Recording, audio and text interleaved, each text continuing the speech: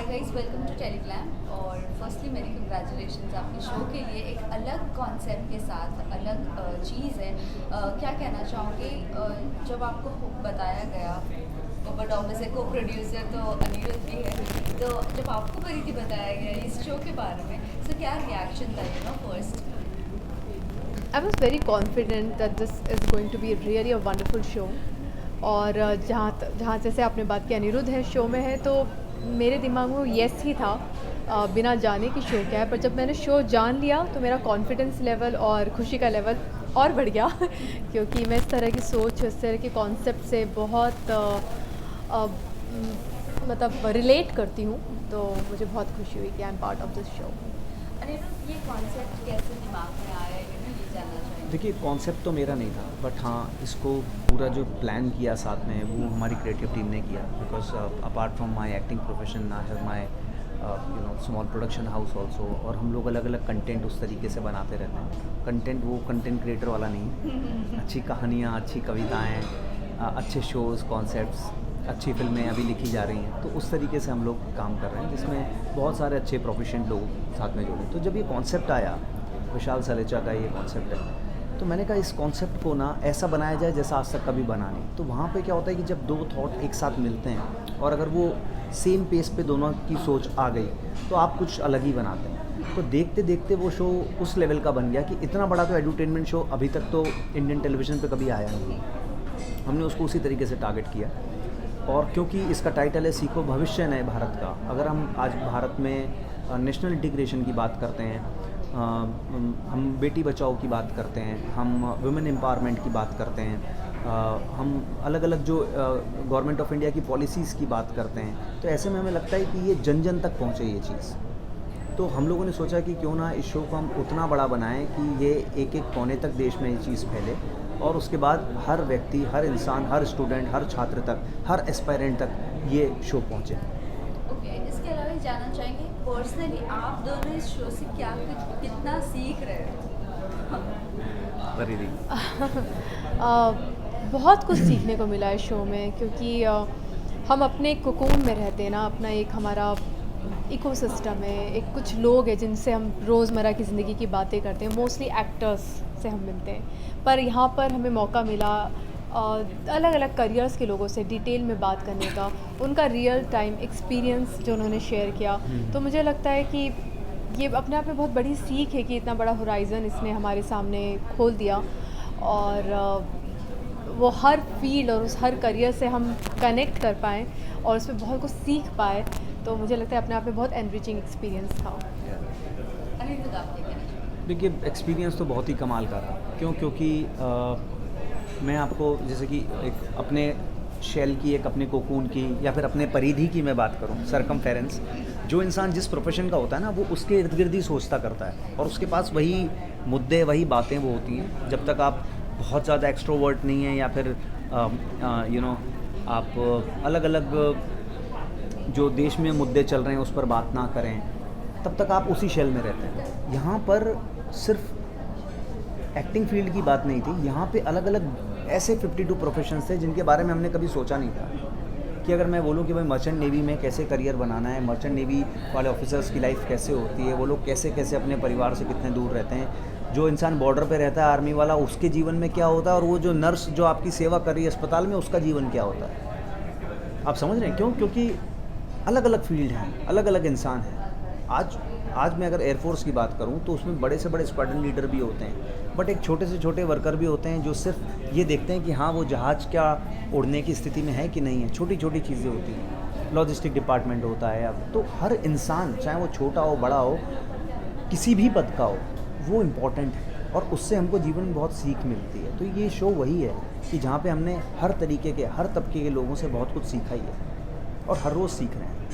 और वो चीज़ सीखी है जो आमतौर पर हम लोग कहाँ बातचीत करते हैं। आज मैं कहीं पे अगर किन्हीं 2-4 एक्टर से मिलता हूँ तो कहेंगे यार वो वेब शो देखा क्या, अरे उसका बहुत अच्छा है यार, उसकी बहुत अच्छी एक्टिंग है, हाँ यार ठीक है यार, आजकल क्या खा रहे हो यार, कुछ नहीं यार मैं तो ये कर रहा हूँ, अच्छा जिम जाते हो कि योगा करते हो।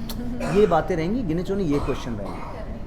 आज जब हम लोग वहाँ पर बैठे थे, परिधि और हम लोग, तो हम एक IPS ऑफिसर के सामने बैठे थे, अगले दिन हम एक IAS ऑफिसर के आगे बैठे हैं, एक दिन हम GST की बात कर रहे हैं, एक दिन हम देश की GDP की बात कर रहे हैं, एकदम एक दिन हम बात कर रहे हैं कि डॉक्टर्स ने कितना स्ट्रगल किया। एक दिन हमने बात किया कि जो लोग नर्सिंग स्टाफ में हैं उन लोगों ने क्या क्या चीज़ें महसूस की होंगी, कोविड का दौर लोगों का कैसा निकला, छोटे छोटे जो स्मॉल मीडियम एंटरप्राइज वाले लोग हैं उन लोगों ने कैसे अपनी दुकान चलाई। तो अलग अलग 52 ऐसे प्रोफेशंस हैं जिनके बारे में हम बात करते हैं, तो सीखना ही है। ये एक अलग बड़ा कमाल का एक एक्सपीरियंस रहा है। यस अनिरुद्ध, ये भी जानना चाहेंगे, आपने एक इंटरव्यू में कहा था कि 12th स्टैंडर्ड के बाद जिसको प्रोफेशन चूज़ करने में कंफ्यूजन होती है वो अनिरुद्ध दवे से संपर्क कर सकते हैं। तो ये जानना चाहेंगे अनिरुद्ध, आपके करियर की अगर मैं बात करूँ तो आफ्टर 12th स्टैंडर्ड क्या आपको कितनी दिक्कत हुई है? हुई थी, प्रोफेशन चूज़? बिल्कुल हुई थी। क्यों? क्योंकि पापा मम्मी चाहते थे कि भाई मैं आर्मी का फॉर्म भर दूँ। होटल मैनेजमेंट भी मैं करना चाहता था। आज मैं जब भी किसी होटल में जाता हूँ तो वहाँ पे फ्रंट ऑफिस में जब मिलता हूँ तो मैं उन लोगों को एक बार बोल ही देता हूँ, या शेफ़ को भी अप्रिशिएट कर देता हूँ कि यार अच्छा लगा आपके साथ। क्यों? क्योंकि शायद मैं यहाँ नहीं होता तो मैं वहाँ होता। तो वो वाली चीज़ है।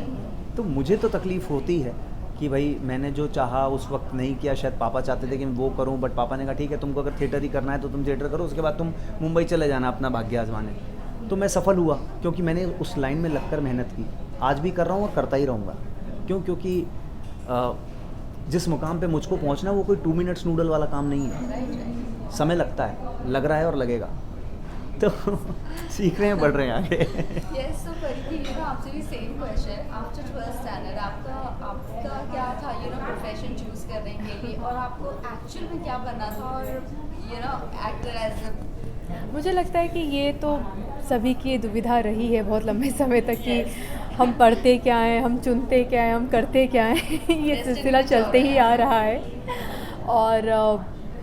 और मेरे साथ भी ये बहुत लंबे समय तक मुझे लगता है कि अल्टीमेटली टाइम ही वेस्ट होता है, क्योंकि आप जो करना चाह रहे हैं और जो आप कर रहे हैं उसका जो गैप है वो धीरे धीरे बढ़ता जाता है और फिर बहुत समय लग जाता है जहाँ आप पहुँचना चाहते हैं। तो इसलिए मुझे लगता है इस तरह के प्लेटफॉर्म पे इस तरह के शोज़ आने की बहुत ज़रूरत है, उस तरह की बात होने की बहुत ज़रूरत है। तो सीखो का यही मकसद है शो का, कि आप जान लें आप उस जिस स्थिति पे आज खड़े हैं आपको कहाँ कदम आगे बढ़ाने चाहिए, और वो आपके कदम कितने सही रहेंगे आपकी पूरी ज़िंदगी के लिए, वो आप अभी से जान लें, समझ लें, भाप लें और फिर किसी निष्कर्ष पर सही तरीके से पहुंच जाएं।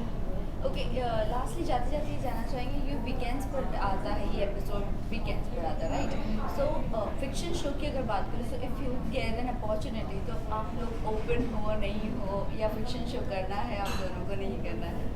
देखिए, मेरे लिए ऐसा कुछ नहीं है। मैं मतलब अगर आपको सिर्फ पिछले साल की बातचीत करूं तो मैंने पिछले साल एक फ़िल्म भी की है जो कि अपने आप में एक बड़ी अच्छी फ़िल्म है। मतलब मैं तो उस फिल्म को बहुत बड़ी फ़िल्म बोलूँगा क्योंकि जिसमें अनुपम खेर जैसे कमाल के अभिनेता के साथ मुझे अभिनय करने का मौका मिला। नीना जी थी, सतीश जी थे। तो मैं फ़िल्म भी कर रहा हूँ। मैंने लास्ट ईयर एक अच्छा वेब शो भी किया, लेकिन हाँ मैंने फ़िक्शन में कुछ नहीं किया। क्योंकि मेरे लिए कुछ फिल्म्स लाइंड अप थी इस साल के लिए, जो थोड़ी सी अभी पुश हो गई। तो उस दौरान मैंने सोचा कि क्यों ना नॉन फिक्शन किया जाए, और वैसे भी ये अब तक जो मैंने काम किया उससे थोड़ा अलग हटकर है। तो मेरे लिए भी 4 रास्ते खुलते हैं, मेरी भी थोड़ी दुकान चल जाएगी एंकरिंग वाली। तो और वो भी थोड़े एक अलग तरीके से मैंने कोशिश की है कि वो टिपिकल वैसी एंकरिंग ना लगे, कुछ डिफरेंट हो। तो ये तो ऐसा पूरा एक जैसे कहेंगे कि एक अच्छी टीम बनी, लोग जुड़े मिले, क्योंकि मुझे मालूम नहीं था। जब ये सोचिए कि इस तरीके का जो हमारी टैलेंट मैनेजमेंट टीम है, मौसमी निकेश, उन्होंने कहा भाई एक ऐसा शो है आप करोगे क्या? मुझे लगा ये तो बड़ा बेहद बोरिंग शो होगा, लेकिन उसमें हमने उसको कैसे क्रिएटिविटी के साथ एक अच्छी चीज़ बनाई और वो इतनी बड़ी हो गई, तो मेरे लिए डिफरेंट था। तो फिक्शन का अब मौका आएगा बिल्कुल करेंगे, लेकिन कहानी अच्छी होनी चाहिए। मुझे भी लगता है हम तो बोरिया बिस्तर लेकर मुंबई आ गए हैं बस। एक्टर का खिताब मिल चुका है, और मुझे लगता है कि जहाँ मैंने तो शुरुआत ही थिएटर से की है, और थिएटर की लर्निंग ये होती है कि आप बस वो एक्टिंग में रमते जाओ और अपने आप को निखारते जाओ। तो मैं हर चीज़, हर फील्ड, हर प्लेटफॉर्म के लिए ओपन हूँ।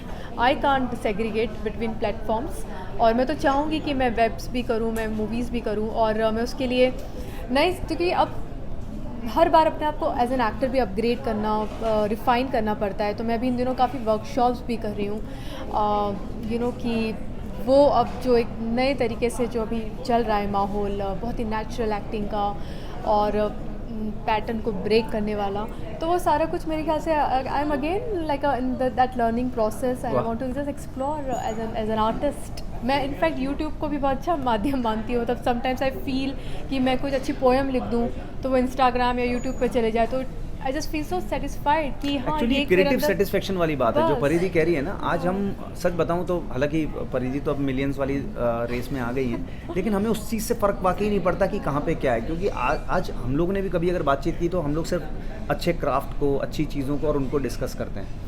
अगर किसी इंसान को अपनी सिर्फ क्रिएटिव सेटिस्फेक्शन को फुलफ़िल करने के लिए अच्छा काम करना लिखना होगा ना, तो वो उसको एक यादों की तरह डाल देगा कि हाँ भाई मेरी एक याद के लिए ये चीज़ यहाँ पे रखी है। अब कितने लोगों को पसंद आता है नहीं आता है, उस समय लेखक का क्या मूड है, डांसर का क्या मूड है, उसने बस उसको परफॉर्म कर दिया, उसको उसका रसस्वादन, उसका सुख मिल गया। वो एक चीज़ बहुत मैटर करती है। सर परिधि, एक क्वेश्चन आपसे है। आपका बिग बॉस के लिए नाम काफ़ी बार आ चुका है, तो क्या आप ओपन हो बिग बॉस के लिए? नहीं हो जाओगे नहीं जाओगे? मैंने सच में फ़िलहाल अभी इस समय तो मैं नहीं सोच रही हूँ, और मुझे पता भी नहीं है आगे चलकर मैं क्या डिसीजन लूँगी, I don't know. But in this moment I really want to explore myself as an artist, और मुझे उस तरह का काम करने में ज़्यादा मज़े आएंगे और ज़्यादा सेटिस्फाइंग फील होगा। Thank you so much. Thank you so much.